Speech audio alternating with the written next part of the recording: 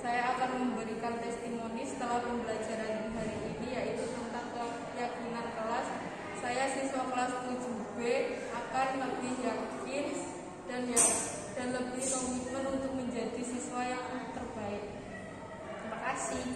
Assalamualaikum warahmatullahi wabarakatuh. Assalamualaikum warahmatullahi wabarakatuh. Nama saya Salman dari kelas 7A. Saya akan menceritakan testimoni setelah membuat keyakinan kelas. Setelah membuat keyakinan kelas, saya termotivasi untuk melakukan hal-hal yang baik dalam kelas.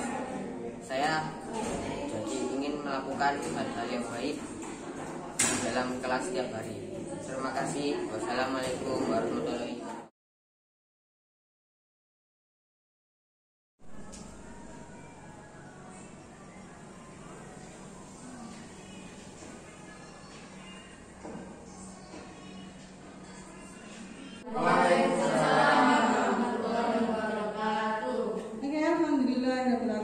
Para usaha-usaha, hari ini kita ketemu di sini di sela-sela kesibukan panjenengan semua. Alhamdulillah kita bisa bertemu di sini.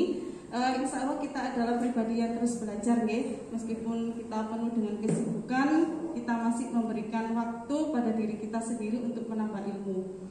Begitu, mari kita membuka kegiatan pada siang hari ini ya dengan membaca suratul Fatihah bersama-sama. Bismillahirrahmanirrahim. Amin. Ustazah, ini kan diseminasi. Dengan tahu kan diseminasi itu apa ya? Jadi istilahnya adalah pengibasan. Pengibasan materi yang saya peroleh dari pendidikan guru penggerak. Kan saya lagi mengikuti kegiatan pendidikan guru penggerak. Nah, ini ada materi yang harus saya ibaskan ke panjenengan semua, yaitu tentang materi budaya positif. Ya. Nah, karena saat ini lingkungan kita itu insya Allah kita berada pada lingkungan yang positif. Jadi menurut saya ini merupakan salah satu materi yang mendampingi kita semua di sini supaya bisa kita terapkan kepada anak-anak didik kita. Oke?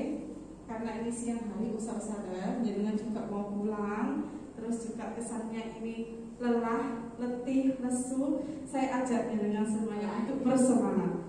Saya bilang semangat lagi, ya, jawabnya adalah semangat, semangat, semangat luar biasa. Oke, ayo. Semangat lagi. Semangat, semangat, semangat luar biasa. Alhamdulillah. Terima kasih. Jadi seperti itu, kita harus selalu mempunyai semangat pagi meskipun kondisinya sekarang malam atau sore ataupun subuh, tetap bilang semangat pagi, gitu ya. Oke, ada yang tahu saudara apa itu budaya positif? Siapa yang tahu? Mungkin ada yang mau memberikan ini pendapat. Oh, budaya positif itu seperti ini, gitu. Bisa dulu, saudara dulu. Ya, saudara dulu aja budaya positif itu apa? Budaya itu kan yang dilakukan secara berulang ya. Ya. Nah, positif berarti mungkin budaya positif itu kebiasaan kita, kebiasaan positif yang dilakukan secara berulang-ulang. Oke, beri plus dong untuk Ya. Bapak Ki Hajar Dewantoro. Beliau adalah bapak pendidikan kita. Ya, ini sudah dikasih lagi. Sekolah kita ini sekolah penggerak. Pasti kemarin itu ketika dengan IHT bertemulah dengan materi yang disampaikan oleh Bapak Ki Hajar Dewantoro. Beliau ini mempunyai filosofi saudara, di mana anak didik kita itu ibarat kertas, tetapi bukan kertas kosong. Ya, kertas kosong itu kan kertas yang bersih dan bisa kita tulisi apapun. Tetapi anak didik kita itu bukan kertas kosong. Anak didik kita itu sebuah kertas yang sudah ada tulisannya. Jadi itu sudah tertulis mereka itu. Tulisannya itu apa? Sesuai dengan kodratnya mereka masing-masing. Tugas kita hanyalah menuntun. Ya, menuntun agar tulisan itu menjadi rapi, agar tulisan itu bisa menjadi sangat indah. Nah, seperti itu anak didik kita. Jadi dengan itu sebagai seorang guru tidak tidak harus mengubah anak didik kita menjadi seperti apa yang kita mau, tidak. Itu persepsi yang salah. Tetapi harus kita ubah, harus kita tuntun supaya mereka menjadi pribadi sesuai dengan karakter mereka, tetapi ke arah yang lebih baik.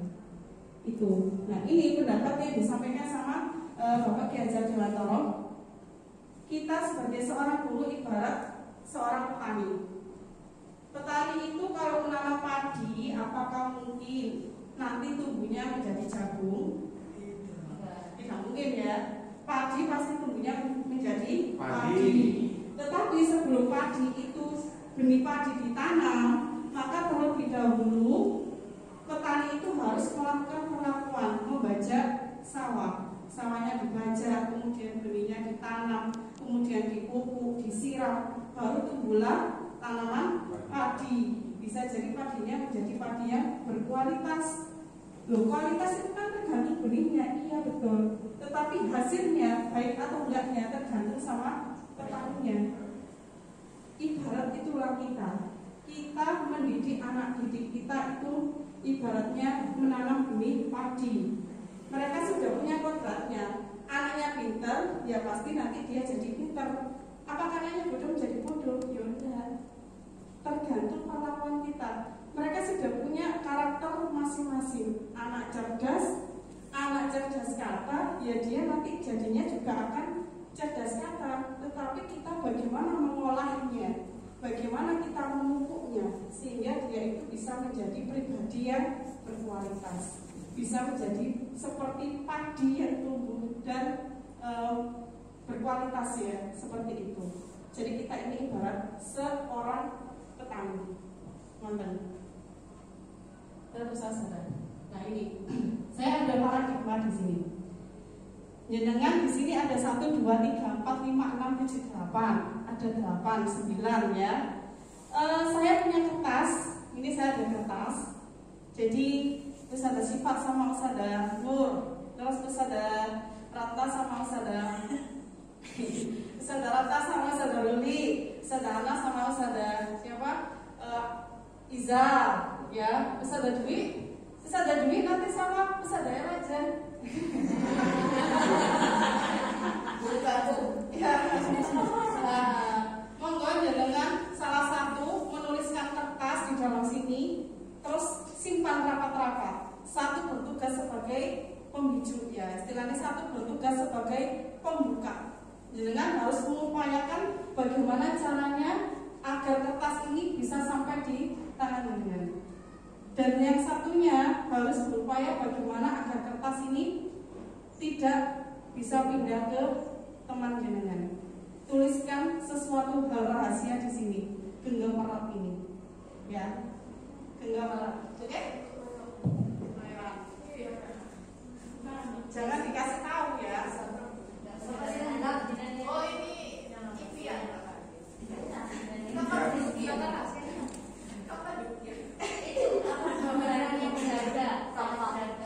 Ya, ibaratnya itu adalah kertas itu berisi rahasia yang sangat penting buat jenengan. Jangan ditunjukkan, ya, jangan ditunjukkan ke temennya jenengan. Itu sama sebagian ini nanti. Berarti Bu Era yang meminta. Ya, pinjam. Ya. Ya, dari start. Dinyanyikan tulisan rahasia pribadi perusahaan. Ya, rahasia perusahaan. Saya tidak akan membuka rahasiamu. Hanya kita berdua yang tahu.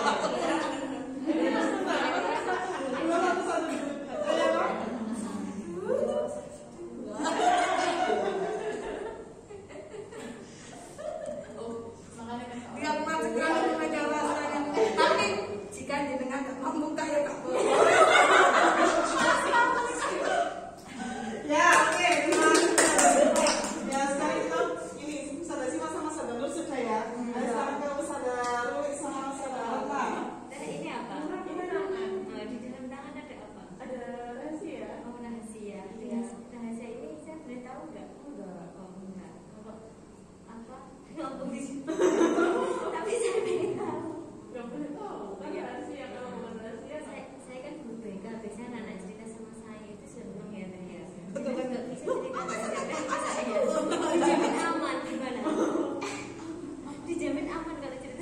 Enggak dulu ya. Enggak dulu. Iya. Kenapa kok enggak? Karena coba cerita sama saya. Nanti bisa saya kasih solusi. Iya, tetap ya, nggak bisa ya, kasih tepuk tangan ya. Terus satu lagi, dua lagi nanti sadar bisa sama sadar bibi yang bisa. Ayo, sutra. Aku langsung tak buka. Karena ciri mama aku jalan. Titi ae. Kok disenangi mama? Papa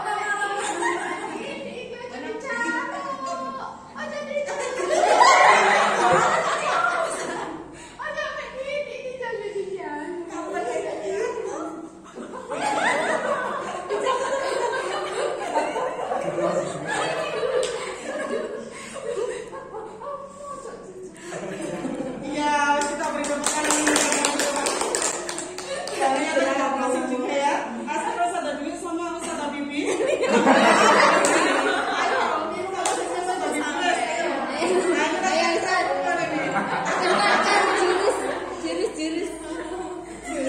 Jurus.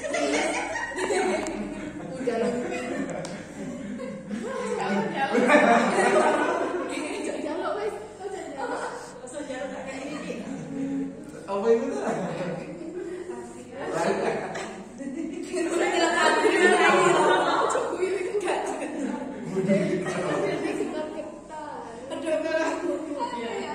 Bingung ya, laki-laki dan perempuan ya. Ya wes, kita tepuk tangan dulu semuanya.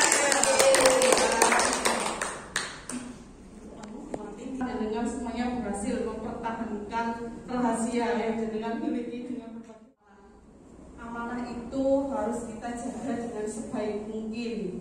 Kadang ketika jenengan ini megang ya, sebenarnya nggak hanya bujukan itu nggak hanya dengan paksaan, tapi dengan rayuan, tipuan, diidik-idik, nanti diiming-iming kamu saya kasih uang 1 juta bukaan itu. Ya, bisa jadi begitu. Kadang kita itu tergiur dengan bujukan ketika keadaan kita sendiri memang lagi terpaksa. Tetapi kalau jenengan bisa memahami betul bahwa amanah itu adalah sesuatu hal yang harus dijaga seperti yang diajarkan oleh sunnah Rasulullah ya, yang diajarkan oleh Rasulullah kita, insya Allah jenengan akan tetap menjaga teguh ini apa rahasia jenengan tadi dan amanah jenengan tadi. Ya, karena ini lagi seperti ini. Selama kepada anak didik kita itu kita menggunakan yang namanya teori stimulus respon. Kita memberikan stimulus kepada anak-anak respon. Nah ini ada teori baru yaitu namanya teori kontrol. Di mana guru ada intinya begini, materinya itu kita tahu bahwa guru mengontrol guru mengontrol murid. Padahal di dalam teori ini murid itu tidak bisa kita kontrol kalau murid itu tidak mengizinkan dirinya untuk dikontrol oleh kita. Begitu. Kemudian kritik dan membuat orang merasa bersalah itu dapat menguatkan karakter. Ketika kita mengkritik anak didik kita, kemudian kita membuat mereka merasa bersalah dengan kata-kata yang mungkin agak memelas dan sebagainya, itu mereka benar merasa bersalah. Tetapi lama-kelamaan mereka ini justru akan membuat semakin merasa bersalah dan karakternya kurang kuat. Ini kebalikan dari teori ini. Kemudian semua penguatan positif efektif dan bermanfaat. Penguatan positif itu bisa jadi kita memberikan motivasi, memberikan rujukan kepada anak-anak didik kita agar mereka bisa melakukan perbuatan atau perilaku yang bermanfaat. Tetapi lama-kelamaan mereka akan sadar, oh iya ternyata pesan sahabatku ini memberikan saya rujukan seperti itu, memberikan saya motivasi seperti itu, ternyata hanya sebuah rujukan saja. Nah, ketika mereka sadar, maka bisa jadi dua hal yang mereka lakukan. Satu, mereka akan meneruskan perintah kita. Yang kedua, mereka akan berhenti dan menjaga gap atau menjaga jarak ya, membuat jarak hubungan dengan kita. Itu. Kemudian orang dewasa memiliki hak untuk memaksa. Benarkah ini? Benar selama dengan memaksa itu ada akibatnya, tapi akibat yang mengarah ke arah hal positif. Maksa anak tetapi mengarah ke arah hal negatif, tidak benar. Tapi ketika jenengan maksa anak dan hasilnya adalah positif, itu dibenarkan. Itu pada teori kontrol. Jadi perbedaannya begini. Stimulus respon. Ketika kita selama ini melakukan teori ini, stimulus respon, kita mencoba mengubah agar orang itu berpandangan sama dengan kita. Nah, itu salah, jangan dilakukan. Ya, karena kita pikirnya itu juga adalah hal yang salah. Kamu harus melakukan sama seperti usaha. Kita nggak bisa begitu. Tapi kalau pakai teori kontrol, kita itu berusaha memahami pandangan orang lain. Kenapa kamu melakukan itu? Apa yang membuat kamu melakukan itu? Pertanyaan seperti itu yang harusnya kita lontarkan kepada anak.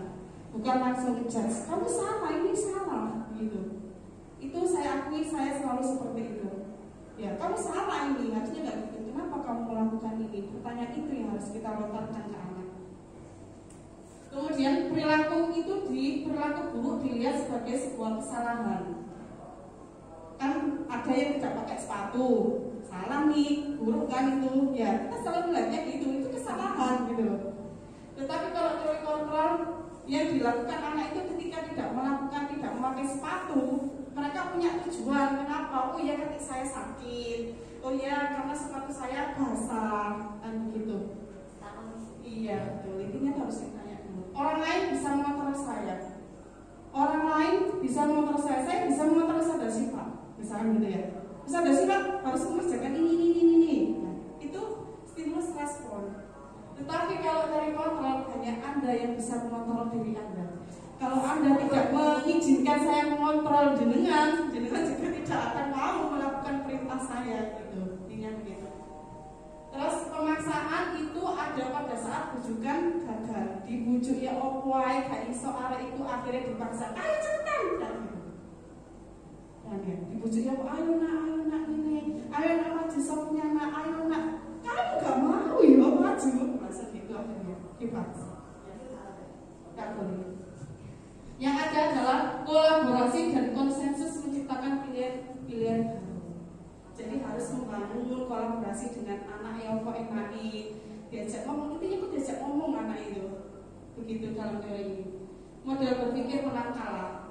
Kalau ini model berpikir menang-menang. Kita menang, saya menang, murid juga menang. Karena pikiran kita sudah sama. Iya sejalan. Itu. Nah, sekarang disiplin. Makna disiplin itu usaha-usaha. Pada dasarnya disiplin itu menggali potensi anak agar tercapai suatu tujuan. Tetapi saat ini disiplin itu sudah mulai beralih fungsinya atau beralih maknanya. Teori motivasi perilaku manusia dengan melakukan sesuatu itu karena beberapa motivasi. Bisa jadi motivasi eksternal, bisa jadi motivasi internal. Nah, ini misalkan nih anak didik kita ya, ketika mereka itu berniat untuk menghindari sesuatu peraturan, apa yang kira-kira akan terjadi jika saya tidak melakukan itu? Contoh, tidak pakai seragam. Anak akan bertanya, jika saya tidak memakai seragam itu berarti nanti kira-kira apa yang terjadi? Nah, mereka tahu ketika saya tidak pakai seragam berarti nanti saya akan dipanggil, berarti nanti saya akan dihukum. Maka saya harus pakai seragam. Nah, yang mereka pahami seperti itu, berarti itu adalah motivasi eksternal, motivasi dari diri mereka, ya. Atau ini, misalkan dengan ngajar nih di kelas, yang bisa menjawab Ustazah kasih poin lebih, atau yang bisa menjawab Ustazah kasih hadiah apa begitu. Nah, akhirnya anak bertanya, kalau saya menjawab berarti saya kira-kira dikasih apa ya? Kan berarti motivasi eksternal, ya. Dia melakukan hal itu karena ada motivasi eksternal. Beda lagi kalau motivasi internal. Jika saya tidak melakukan itu atau saya melakukan itu, kenapa ya? Kenapa saya melakukan itu? Contoh nih, contohnya itu yang paling nyata adalah misalkan tentang pakai masker. Pakai masker, anak-anak ini kira-kira Motivasi internal atau eksternal? Selama ini mereka pakai masker karena motivasi eksternal. Kalau mereka itu ada motivasi internal, mereka akan berpikir, oh iya, saya pakai masker ini karena untuk menjaga kesehatan dari diri dalam saya sendiri, menjaga teman-teman saya. Jadi meskipun tidak ada peraturan apa-apa bla bla bla tentang masker, anak itu tetap akan memakai masker. Nah, itulah tujuan disiplin positif yang harus kita tumbuhkan kepada anak. Kita harus bisa memunculkan motivasi internal dari dalam diri anak itu sendiri. Sulit nggak kira-kira? Lumayan. Sadar, soalnya kesadaran itu yang membangun kesadaran. Memang teori ini sungguh sangat sesuatu. Pelan-pelan tapi bisa insya Allah. Makanya harus kita sampaikan karena memang kita harus bekerja sama-sama. Betul. Jadi budaya positif itu bisa timbul dari lingkungan yang positif. Dan dari lingkungan positif itu bisa timbul dari keyakinan kelas. Keyakinan kelas itu berasal dari peraturan kelas. Apa itu keyakinan kelas? Nah, kemarin sudah saya praktikkan di kelas 7, saya membuat keyakinan kelas. Nanti mungkin bisa saya tunjukkan ke jenengan ya. Nah, keyakinan kelas itu seperti ini. Sama intinya itu membangun anak-anak. Apa sih? Jadi saya itu lapo. Saya itu kenapa harus melatih peraturan itu? Intinya begitu aja. Contoh nih, mengapa ada peraturan menggunakan helm bila mengendarai kendaraan roda 2? Kalau kita paham, oh iya, supaya saya selamat untuk menjaga keselamatan diri, berarti kan motivasi internal loh. Maka nilai keyakinannya apa? Keselamatan diri. Intinya satu, keselamatan diri. Itu namanya keyakinan. Ya, kayak keyakinan kelas, berarti menghargai. Oh ya, saya harus menghargai. Menghargai bentuknya apa? Memakai banyak. Menghargai tidak boleh jelemetan, terus harus hormat kepada guru, kayak gitu. Yang penting anak-anak tahu, oh ya saya harus menghargai. Intinya itu namanya keyakinan kelas. Ada A, ada B. Mana kira-kira yang menunjukkan keyakinan kelas? Keyakinan kelas itu tadi adalah nilai utuhnya, nilai unggulnya, ya. Sementara peraturan kelas itu adalah bagian-bagian dari nilai keyakinan kelas. Ini coba ya, ini kesepakatan kelas nih. Kami guru dan murid yang saling menyayangi, kami murid yang semangat belajar, kami murid yang peduli dengan teman-teman. Nah, kali ini datang tepat waktu, mengucapkan salam, menjaga kebersihan sekolah, berdoa sebelum dan sesudah kegiatan, aktif dalam pembelajaran dan tertib. Manakah yang merupakan keyakinan kelas? Yang mana? Yang B. Kenapa yang B ya? Oh iya, betul. Nah, jawaban dari Ustazah Nur nih. Yang A ini kan banyak nih peraturan ya. Kalau yang B ini kan intinya poin-poinnya saja. A itu adalah penjabaran dari B.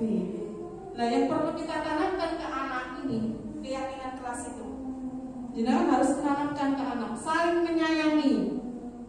Buat kesepakatan sama anak-anak. Anak-anak kita buat keyakinan kelas di dalam diri kita. Kalian akan membuat nilai keyakinan apa? Misalkan saling menyayangi, oke, saling menyayangi. Breakdown sendiri. Ya, jabarkan sendiri. Bentuk saling menyayangi itu seperti apa? Tapi harus kalian ingat, kalian harus saling menyayangi. Gitu. Terus semangat belajar. Yang jadi yang diingat anak-anak itu adalah saling menyayangi, semangat belajar dan peduli. Mereka sendiri yang akan menjabarkan bentuk peduli itu seperti apa.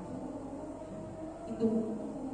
Kalau selama ini kan kita buat banyak tuh 1, 2, 3, 4 sampai 10. Tidak boleh ini, tidak boleh ini, tidak boleh ini, tidak boleh ini. Akhirnya dilanggar semua sama anak-anak. Ya. Iya.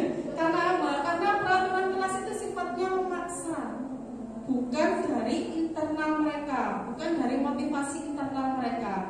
Kalau jenengan mau membangun keyakinan kelas dengan anak-anak dan mereka sepakat, saya sepakat ini keyakinan kelas saya. Ketika mereka melakukan hal yang tidak sesuai dengan keyakinan kelas, maka konsekuensinya itu mereka sendiri yang buat.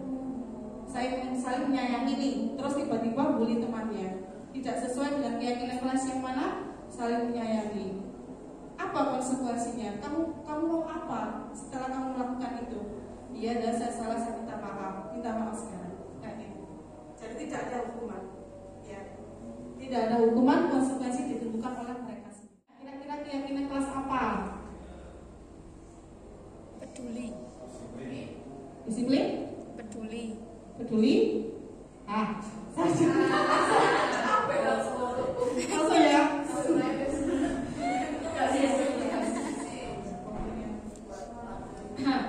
Selalu kembalikan buku ke tempatnya. Berarti keyakinan kelasnya adalah tanggung jawab.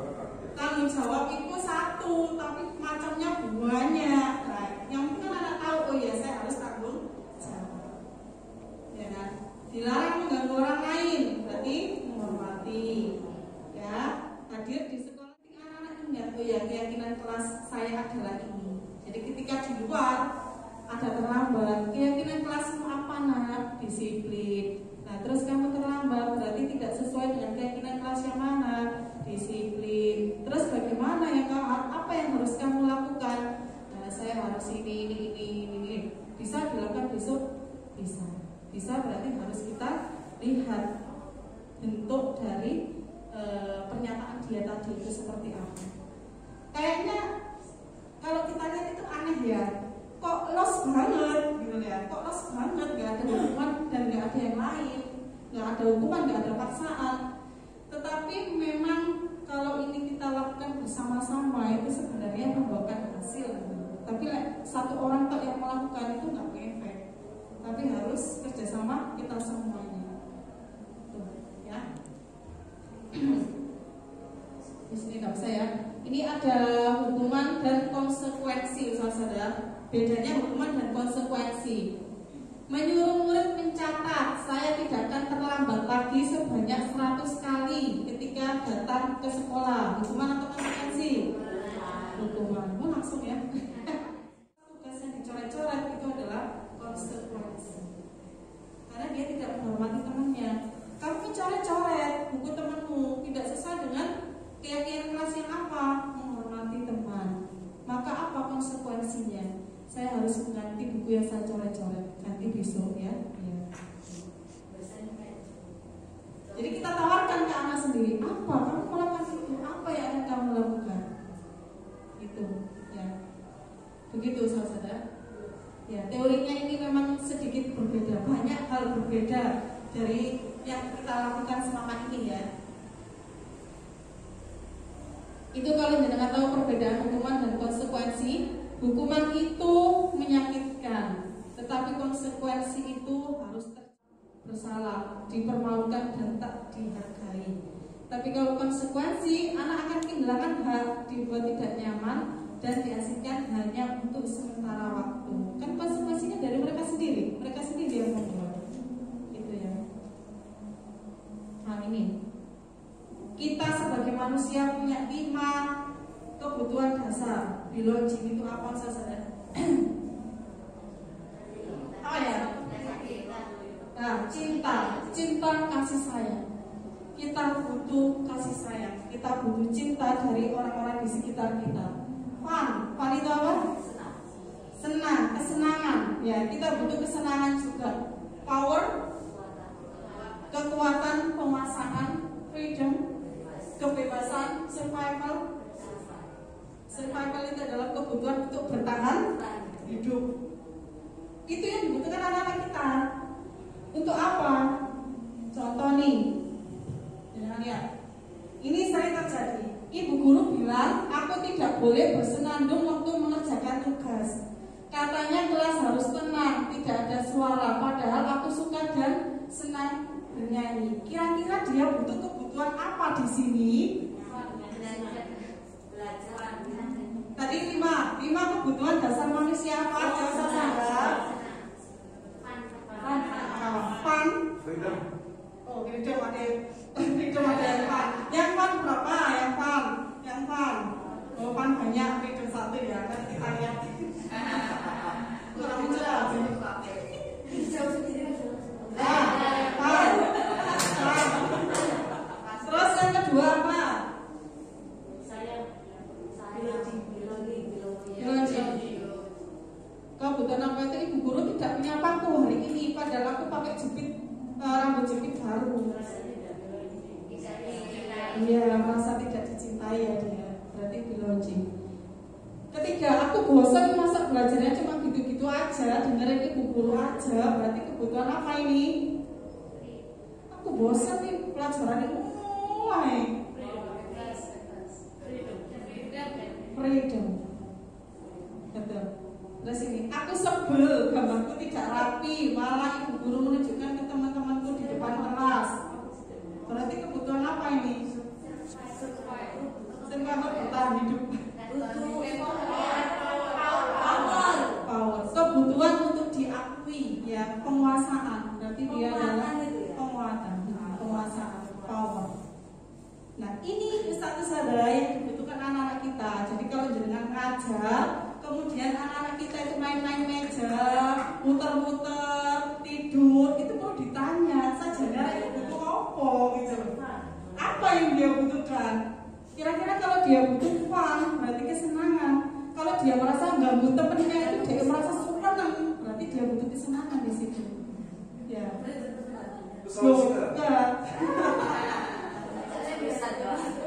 Ya. Nanti berarti jenengan harus mengarahkan anak itu ya apa sih caranya dan anak ini kebutuhan akan kesenangannya terpenuhi. Tapi tidak dengan cara mengganggu temannya. Nah, itu harus kita pikirkan. Termasuk freedom tadi, pas ngajar sampean ditinggal tidur. Oke, betul. Iya, memang seperti itu saudara. Ini yang harus kita perhatikan. Ya, dilema memang. Jadi kita harus tahu. Terus ini saudara, ini yang buat saya terpukul. 5 posisi kontrol. Saya pernah melakukan. Oh enggak gitu ya. Ya begitu bisa.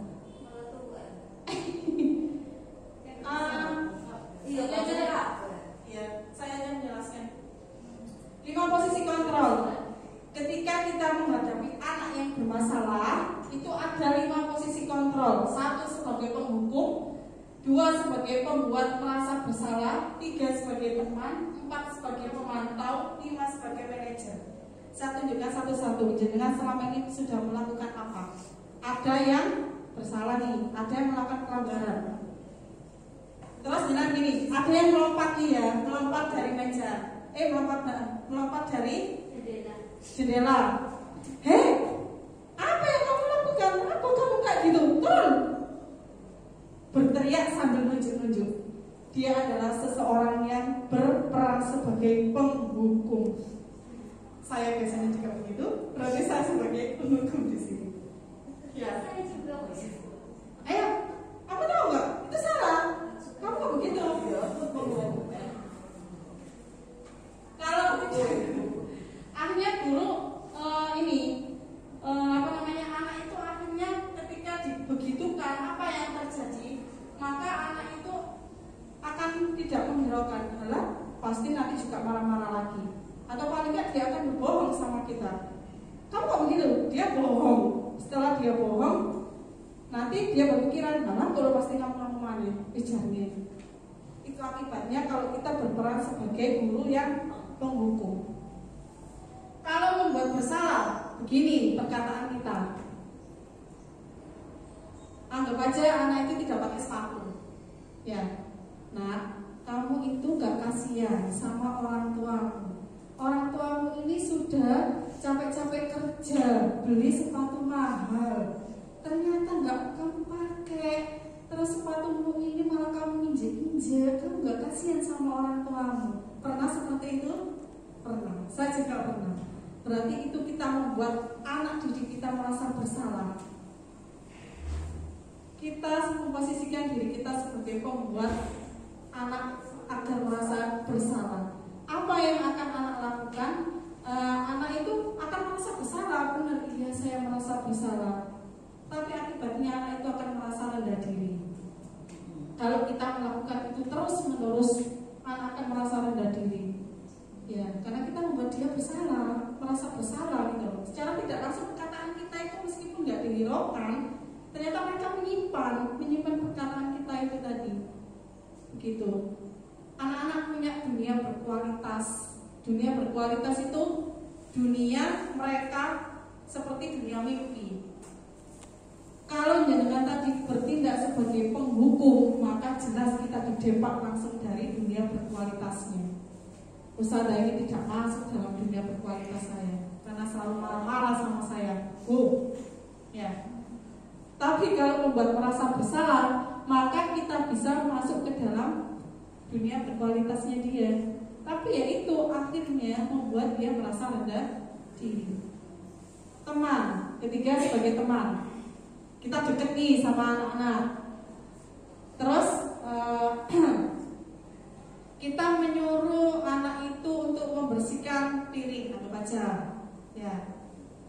Piring banyak kan di kelas. Ayo anak-anak, kan kemarin sudah bantu kamu ini membuat apa itu, misalkan catatan-catatan ini. Masa sekarang kamu nggak mau bantu Ustazah membersihkan ini, bersihkan piring ini, bersihkan kelas ini loh, bantu Ustazah kok. Masa kamu nggak mau? Pernah seperti itu? Ketika kita bertindak sebagai seorang teman untuk anak-anak, intinya itu timbal balik. Jadi anak itu kita anggap sebagai teman. Masa kamu tidak mau sih bantu Ustazah? Kan kemarin sudah Ustazah bantu kamu ini menghadapi Ustazah ini supaya nggak dihukum. Tapi sekarang giliran kamu ya bantu Ustazah membersihkan kelas. Nah, itu sebagai teman.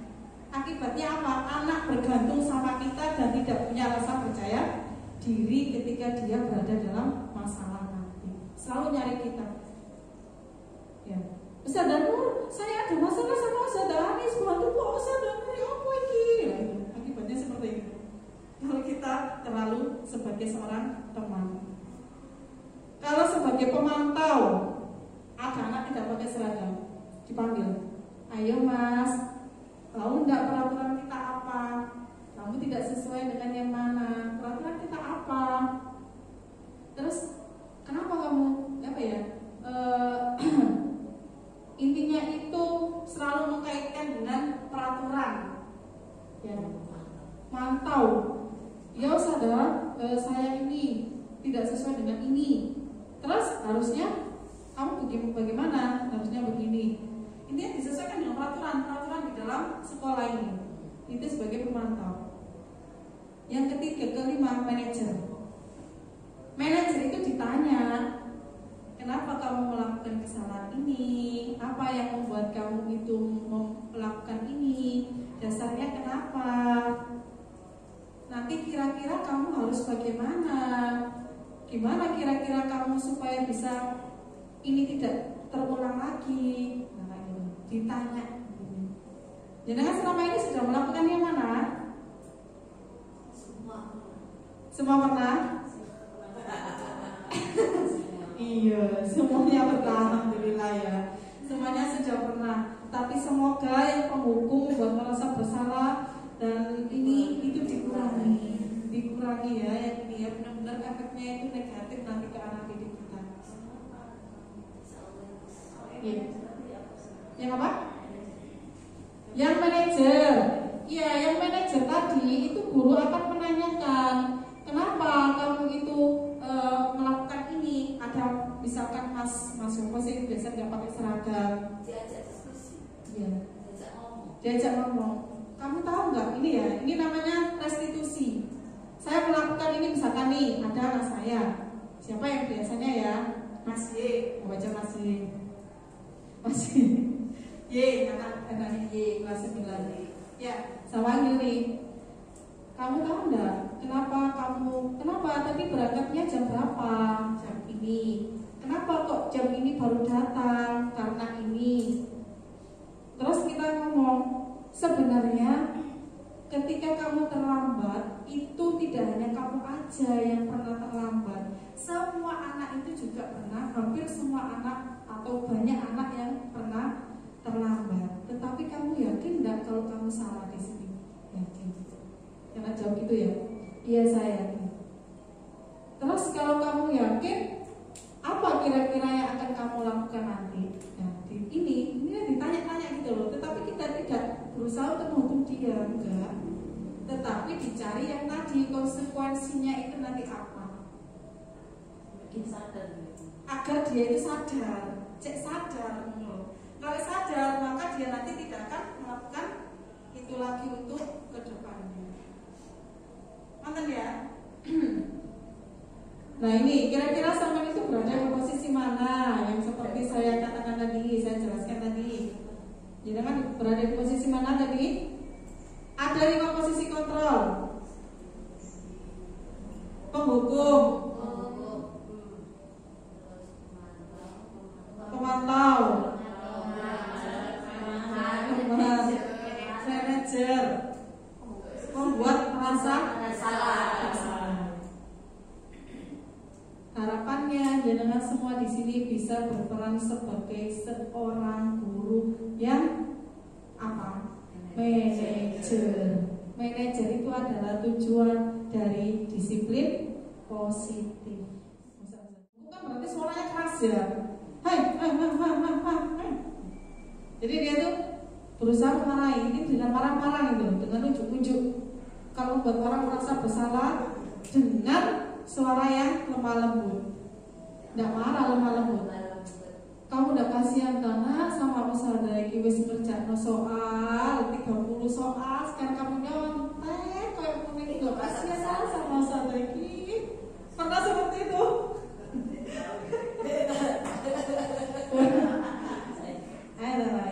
Ya, saya juga pernah. Kalau teman, ya itu tadi, ayo nak, kan kemarin sudah bantu, ayo sekarang giliran kamu bersihkan kelas. Kemarin sudah bantu kamu ini bersihkan kelas ini. Ayo sekarang kamu ya, giliran ya, hatian ya. Apa? Itu sebagai teman. Oh, pemantau atau manajer. Ya, saya jadi sendiri, pemantau sendiri, manajer sendiri. Pemantau itu dia selalu menyesuaikan dengan peraturan. Nggak sesuai dengan ini peraturannya apa, kudune opo, terus kamu harusnya gimana gitu. Kalau manajer itu nggak disesuaikan, tapi kita berusaha menggali kenapa kamu itu melakukan itu. Ya, terus kita berusaha menyadarkan anak bahwa apa yang dia lakukan itu adalah salah, dan ketika kamu salah maka harusnya kamu konsekuensinya apa, terus kamu harus melakukan apa supaya besok tidak terulang lagi. Itu saudara, ya. Ini restitusi seperti yang saya bilang tadi, ketika ada anak yang bersalah, maka langkah pertama adalah validasi tindakan yang salah. Semua anak pernah, kenapa kamu melakukan itu? Kenapa kamu terlambat? Dibilang, kenapa kamu terlambat? Terus kira-kira kamu itu butuh apa sih kok sampai terlambat itu? Kan tadi punya 5 kebutuhan tadi ya, 5 kebutuhan dasar. Iya. Terus tidak sesuai dengan keyakinan kelas. Oh bukan ini, bukan. Nanti yang ketiga. Setelah itu, langkah yang kedua menstabilkan identitas. Semua anak itu pernah salah. Tidak hanya kamu aja yang salah. Semuanya pernah melakukan kesalahan. Tetapi di sini apakah kamu yakin bahwa apa yang kamu lakukan itu salah? Oh iya, saya yakin misalkan dia gitu. Kamu punya keyakinan kelas? Punya. Kamu melakukan terlambat, ini berarti tidak sesuai dengan keyakinan kelas yang mana? Disiplin. Misalkan dia gini ya, berarti nanti kira-kira apa yang akan kamu lakukan untuk memperbaiki supaya kamu itu bisa lebih disiplin lagi? Saya harus gini. Kapan akan mulai kamu lakukan? Besok. Bisa jadi saudara bisa. Misalkan gitu. Ya kita lihat bisa itu bagaimana. Kalau enggak konsekuensinya apa? Dia sendiri akan bilang apa yang akan saya lakukan ketika saya tidak seperti itu. Nah, jangan pernah tidak melakukan ini. Segitiga restitusi ini namanya. 3 hal yang harus saya lakukan ketika anak bersalah. Validasi tindakan yang salah, menstabilkan identitas, sama menanyakan keyakinan kelasnya dia apa. Belum pernah ya?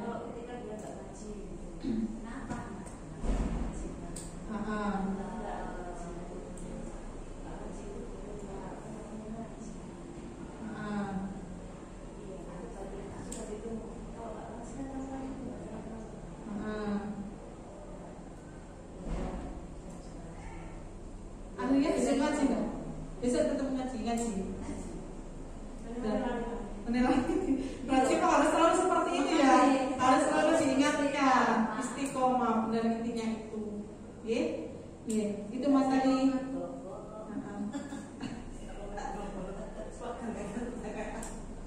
Iya.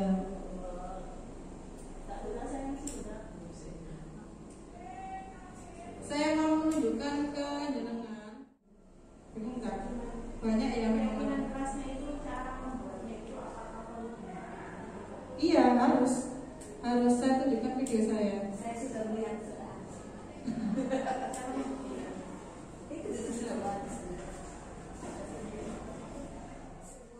Di sini itu saudara, saya menunjukkan ke jenengan kalau ternyata dalam membuat keyakinan kelas itu sampai harus menginikan anak-anak satu-satu. Keyakinan kelas apa sih yang harus anak-anak yang ini itu kira-kira apa? Disepakati. Jadi dibuat semuanya. Silakan buat kira-kira keyakinan kelas apa yang kalian yakini di dalam kelas itu. Begitu? Anak-anak nulis, setelah nulis, tapi kan harus disampaikan dulu apa iya, apa itu keyakinan kelas? Betul, jadi jelaskan dulu keyakinan kelas itu apa. Dijelaskan dulu ke anak-anak, setelah anak paham keyakinan kelas apa yang kira-kira kamu yakin bahwa itu benar dan harus kamu lakukan. Nulis sendiri-sendiri. Semuanya nulis sendiri-sendiri. Setelah itu nanti dengan tempelkan apa caranya, disepakati mana yang akan dibuat. Kalau sudah, berarti semuanya komitmen akan melakukan. Ya, terus. Iya.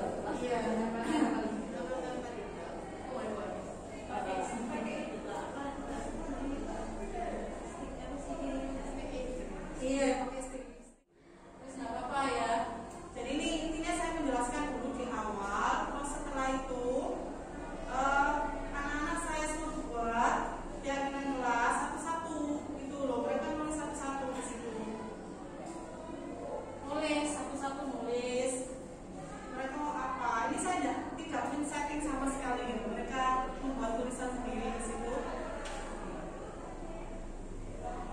Mereka nulis. Setelah nulis semuanya, baru ditempel.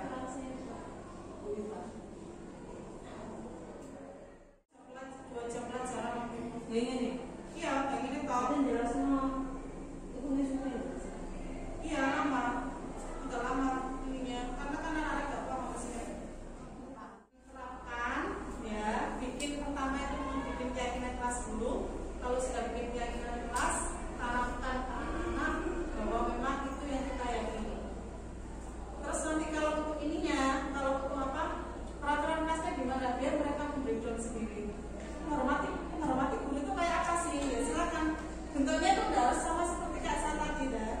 Sama bisa bikin mind mapping. Oh, keyakinan kelasnya 1, 2, 3, 4, 5. Terus mereka bikin sendiri. Panah gini. Mereka membreakdown sendiri. Yang penting mereka tahu 6 itu harus hafal keyakinan kelas.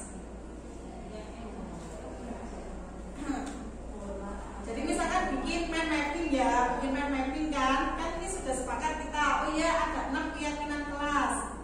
Kan ada 6 keyakinan kelas, saling menghormati, disiplin, misalkan terus apa? Menyayangi, saling menyayangi, peduli, tanggung jawab, ya, semangat belajar kan 6 nih. Terus bentuknya ya apa dah, wes breakdownin sendiri. Apa kira-kira bentuk dari tanggung jawab? Nah, mereka bikin ini apa? Akar-akar lagi. Itu lebih baik. Kalau saya tadi kan dari semua yang ditulis anak-anak sudah bentuknya itu macam-macam lah. Sampai simpulkan dewe. Oh, ini saling menghormati, kumpulkan jadi satu, jerat saling menghormati. Oh, ini bentuknya kan macam-macam ya. Kata-kata yang anak-anak itu sampai simpulkan sendiri. pakai nama-nama. Tidak pakai nama. Terus saya buat komitmen ke anak-anak. Komitmen itu apa? Saya tanda tangan di sini. Kalau sudah ada tanda tangan, semua anak. Saya bikin 2 kali. Jadi yang pertama itu untuk keyakinan kelasnya, yang kedua ini untuk komitmennya. Bikin komitmen, ingat, tempelkan di kelas. Lihat itu kira-kira apa nanti. Sebagai pengingatnya mereka. Nanti nggak usah sadar. Terima kasih. Semoga materinya ini bermanfaat untuk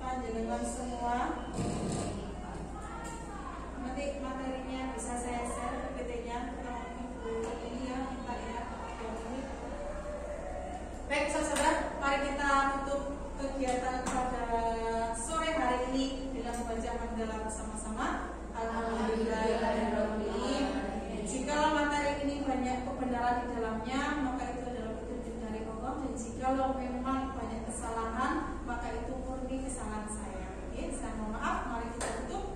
Saya akhiri. Wassalamualaikum warahmatullahi wabarakatuh. Waalaikumsalam warahmatullahi wabarakatuh.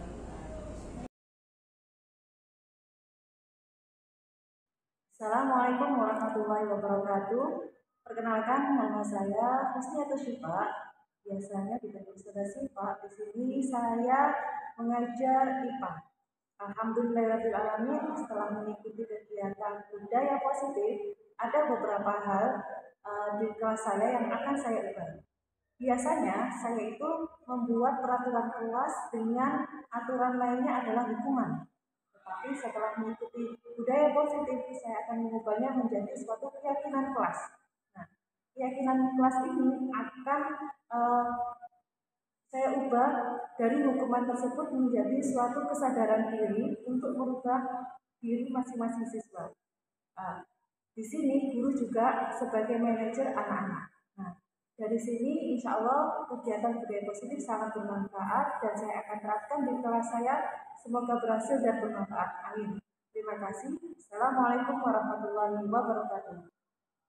Assalamualaikum warahmatullahi wabarakatuh. Perkenalkan, nama saya Ruli Maria selaku guru bimbingan konseling di SMP Islam As-Sakinah Sidoarjo. Alhamdulillah, setelah mendapatkan materi tentang budaya positif dapat merubah paradigma bahwa perlakuan terhadap peserta didik harusnya dengan cara membangun motivasi sehingga muncul keyakinan pada dirinya untuk meningkatkan kedisiplinan di lingkungan sekolah. Guru bukan lagi berperan sebagai penghukum tetapi sebagai manajer agar budaya positif ini konsisten dilakukan di lingkungan sekolah. Materi yang sangat luar biasa dan bermanfaat. Terima kasih. Wassalamualaikum warahmatullahi wabarakatuh.